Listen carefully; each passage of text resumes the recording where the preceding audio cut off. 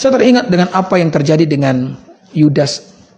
Saudara, Yudas ini walaupun dia adalah murid daripada Yesus Kristus, dia adalah pribadi yang benar-benar tidak percaya kepada Yesus. Ya, dia mengikuti Yesus itu karena dia punya agenda. Ya, dia menginginkan Yesus itu mengadakan kudeta terhadap orang Roma yang waktu itu berkuasa atas orang Yahudi. Pada waktu itu Yesus punya banyak pengikut, saudara. Jadi kalau Yesus kudeta, pasti banyak dari orang Israel yang akan mendukung, sehingga pada akhirnya pemerintahan Roma akan berakhir di atas orang Israel. Ya, tetapi yang kemudian, saudara-saudara, dia merancangkan kejahatan itu dengan cara menjual Yesus.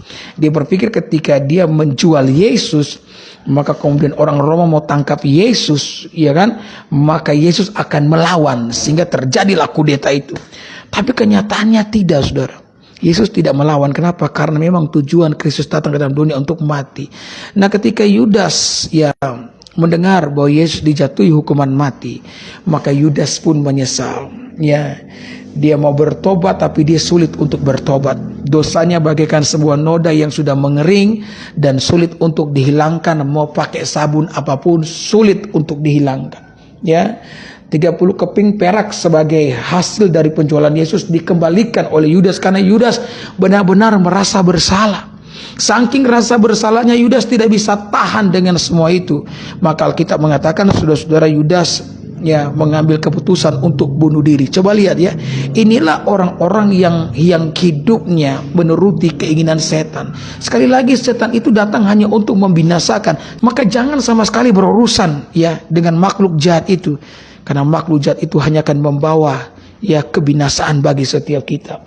Maka yang terjadi, saudara, ketika dia mau gantung diri, Alkitab mengatakan tali yang digunakan untuk gantung diri itu putus. Maka Yudas jatuh ke depan, jatuh tertelungkup, kemudian isi perutnya itu tumpah keluar karena perutnya robek. Saya tidak mengerti kenapa perutnya bisa robek, saudara. Orang itu kalau misalkan gantung diri, kan kalau talinya putus, yang jatuh kaki duluan. Kenapa perutnya robek? Ya, saudara, setan tahu ketika Yudas ingin mengakhiri kehidupannya. Ya memang, setan akan menyiksa Yudas di neraka. Tapi sebelum penyiksaan itu terjadi, setan juga ingin menyiksa Yudas di dalam dunia. Dan itu adalah keinginan setan atas semua manusia. Dia ingin manusia menderita dalam dunia, dan ketika mati kita masuk neraka.